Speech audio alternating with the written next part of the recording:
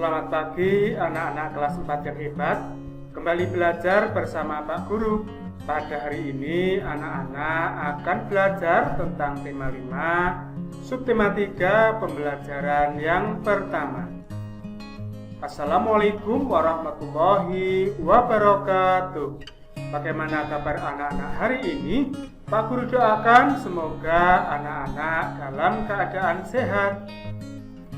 Baik anak-anak, sebelum kita memulai pembelajaran pada hari ini, marilah kita berdoa dengan mengucap basmalah bersama-sama. Bismillahirrahmanirrahim. Semoga dengan berdoa kita semua diberi kemudahan dan kelancaran dalam pembelajaran hari ini. Baik anak-anakku kelas 4 yang hebat, pada pembelajaran hari ini anak-anak akan belajar tentang perjuangan para pahlawan dan sifat bayangan pada cermin. Tujuan anak-anak belajar pada pembelajaran hari ini, dengan membaca dan penugasan, anak-anak mampu memahami kisah perjuangan para pahlawan dengan benar. Dengan membaca dan mempraktikkan, anak-anak mampu memahami sifat bayangan pada cermin dengan benar. Mari kita bahas subtema 3 pembelajaran 1. Indonesia mempunyai pahlawan-pahlawan nasional yang berjuang untuk merebut dan mempertahankan kemerdekaan. Siapa sajakah mereka? Apa yang telah mereka perjuangkan? Sikap kepahlawanan seperti apa yang mereka miliki? Mari kita bahas bersama-sama. Salah satu peninggalan raja-raja pada masa Islam yang diwariskan adalah sikap kepahlawanan. Sikap ini mempengaruhi sikap para pejuang pada masa penjajahan Belanda. Banyak pahlawan dari berbagai wilayah di Indonesia yang berjuang untuk kemerdekaan dan kemajuan Negara Kesatuan Republik Indonesia.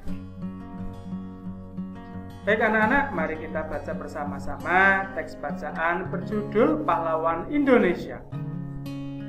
Pahlawan adalah seseorang yang berjuang untuk negara. Setiap negara mempunyai pahlawan nasional. Ia melakukan sesuatu yang berani dan membanggakan.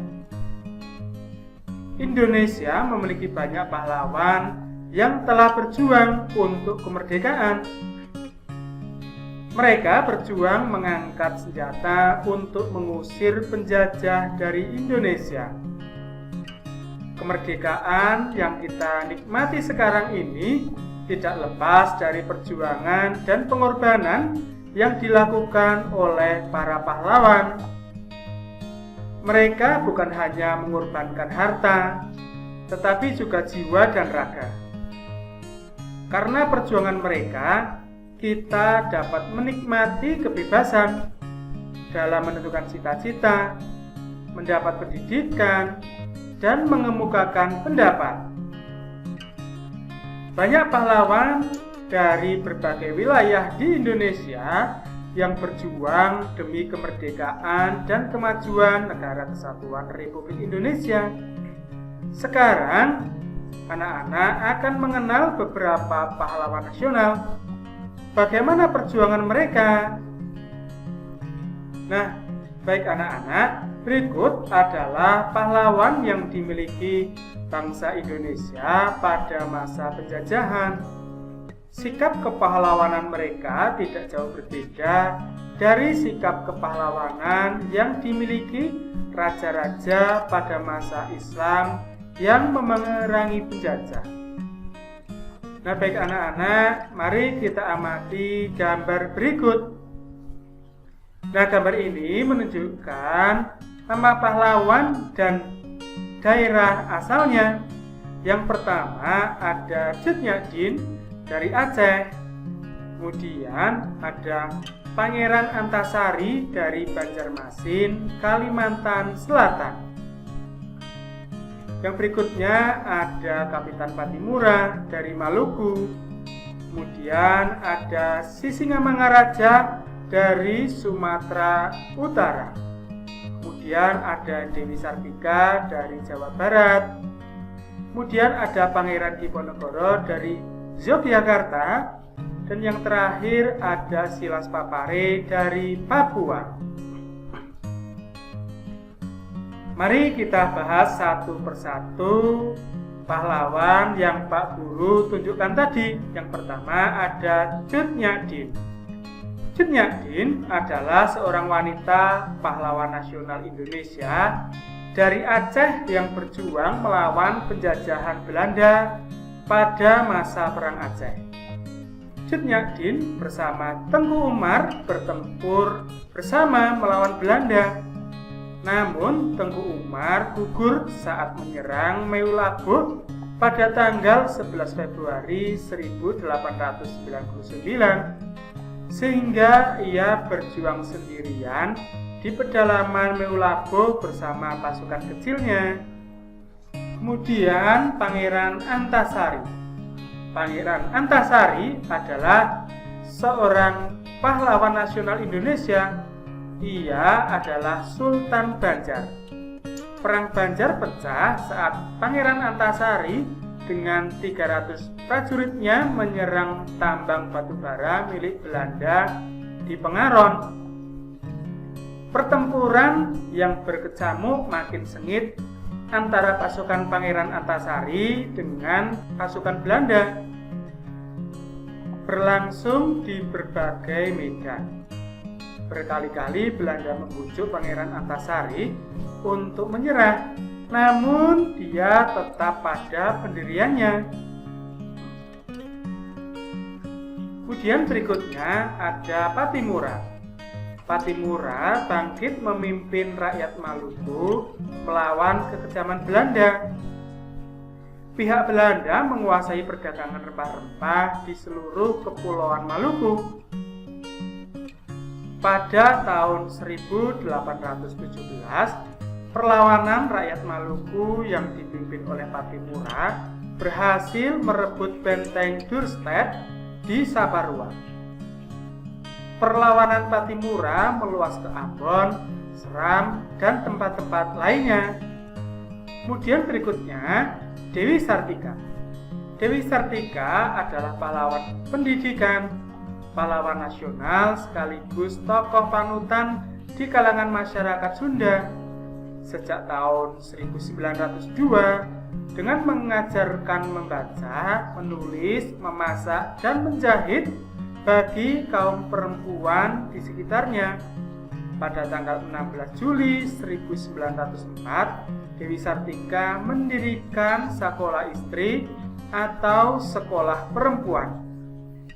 Dewi Sartika berusaha keras mendidik anak-anak gadis agar kelak bisa menjadi ibu rumah tangga yang baik, bisa berdiri sendiri, luwes, dan terampil. Kemudian berikutnya Sisingamangaraja 12. Sisingamangaraja 12 adalah seorang raja di negeri Toba, Sumatera Utara. Antara tahun 1883 sampai tahun 1884, Sisingamangaraja 12 berhasil memperkuat pasukannya. Kemudian bersama pasukan bantuan dari Aceh menyerang kedudukan Belanda, di antaranya Uluan dan Balige pada Mei 1883 serta Tangga Batu pada tahun 1884. Kemudian Pangeran Diponegoro. Perang Diponegoro terjadi pada tahun 1825 sampai 1830. Perang Diponegoro merupakan salah satu pertempuran terbesar yang pernah dialami oleh Belanda selama masa pendudukannya di Nusantara. Peperangan ini terjadi secara menyeluruh di wilayah Jawa, sehingga disebut Perang Jawa. Salah satu upaya yang dilakukan Pangeran Diponegoro dalam perjuangannya adalah menyatukan seluruh rakyat pribumi dalam semangat sadumuk batuk sanyari bumi ditohi tekan pati, yang artinya sejari kepala sejengkal tanah dibela sampai mati. Nah, itulah semboyan Pangeran Diponegoro. Kemudian yang terakhir adalah Silas Papare.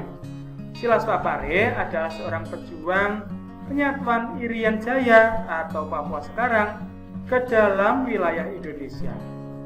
Perkenalan Sang Ratu Langit semakin menambah keyakinan ia bahwa Papua harus bebas dan bergabung dengan Republik Indonesia.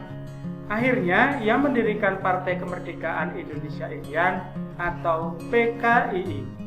Pada bulan Oktober 1949 di Yogyakarta, ia mendirikan Badan Perjuangan Irian di Yogyakarta dalam rangka membantu pemerintah Republik Indonesia untuk memasukkan wilayah Irian Barat ke dalam wilayah Republik Indonesia.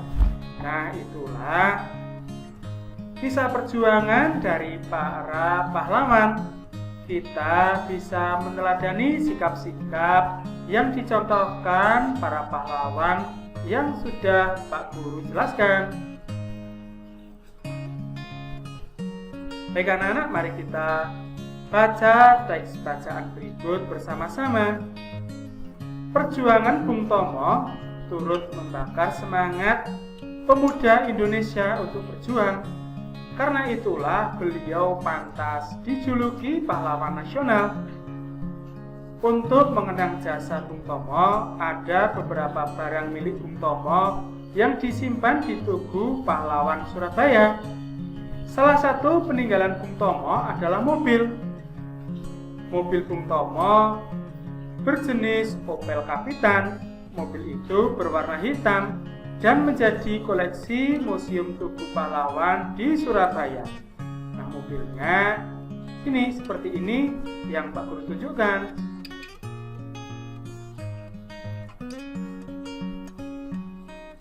Nah, anak-anak, gambar apa yang Pak Guru tunjukkan? Nah, benar sekali, ini adalah gambar spion. Nah, salah satu hal yang membedakan mobil Bung Tomo dengan mobil sekarang adalah posisi kaca spion.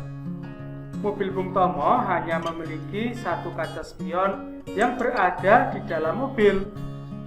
Salah satu bagian mobil yang penting adalah kaca spion. Kaca ini bisa menghasilkan bayangan yang lebih kecil dari ukuran benda sebenarnya. Tahukah anak-anak bagaimana sifat cermin? Nah, bagian lain dari mobil adalah lampu. Pada lampu terdapat permukaan cekung yang menyerupai cermin cekung. Cermin cekung ini berfungsi untuk memfokuskan cahaya sampai jarak jauh. Nah, anak-anak, mari kita coba percobaan berikut. Nah, pada pembelajaran sebelumnya, anak-anak telah mencoba mempraktikkan bayangan yang dihasilkan pada cermin cekung, cermin cembung, dan cermin datar. Mari kita bahas kembali sifat bayangan pada cermin-cermin tersebut.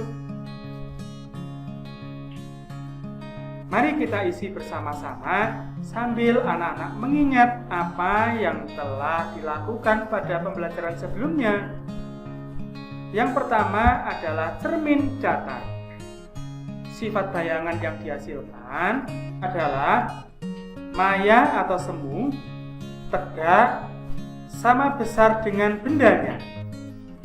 Kemudian cermin cembung, bayangan yang dihasilkan adalah maya atau semu, tegak, dan diperkecil atau lebih kecil dari bendanya. Kemudian pada cermin cekung, jika benda dekat dengan cermin cekung, maka bayangannya adalah maya atau semu, tegak, dan lebih besar. Jika benda jauh dari cermin cekung, bayangannya adalah nyata dan terbalik. Nah, itulah sifat bayangan pada cermin datar, cermin cembung, maupun cermin cekung. Silahkan anak-anak pelajari kembali. dan ingat-ingat apa yang telah anak-anak lakukan. Baik anak-anak, sebagai pemahaman anak-anak silakan mengerjakan soal yang sudah Pak Guru tunjukkan ini. Silakan anak-anak tulis menggunakan soalnya, kemudian dijawab dengan tepat. Anak-anak bisa mengerjakan di buku tulis anak-anak masing-masing. Tulis menggunakan tulisan yang rapi agar mudah dipelajari kembali. Kerjakan dengan teliti dan semangat.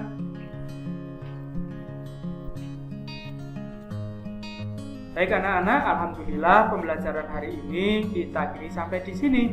Pada pembelajaran selanjutnya, anak-anak akan belajar tentang hubungan simbol dan sila Pancasila dan tanda tempo dan tinggi rendah nada. Pesan Pak Guru untuk anak-anak hari ini, anak-anak harus selalu berdoa, bersyukur dan beribadah tepat waktu. Anak-anak juga harus bersikap disiplin dimanapun dan kapanpun. Anak-anak juga harus menjadi contoh yang baik untuk teman-teman dan lingkungannya. Anak-anak juga harus menghormati orang tua dan bapak ibu guru. Anak-anak harus selalu semangat dalam melakukan aktivitas. Serta Pak Guru selalu mengingatkan anak-anak untuk mematuhi protokol kesehatan. Baik anak-anak, kita akhiri pembelajaran hari ini dengan berdoa. Mari kita ucapkan hamdalah bersama-sama. Alhamdulillahirabbil alamin. Kita akhiri pembelajaran pada hari ini. Semoga apa yang telah disampaikan Pak Guru dapat bermanfaat. Terima kasih. Assalamualaikum warahmatullahi wabarakatuh.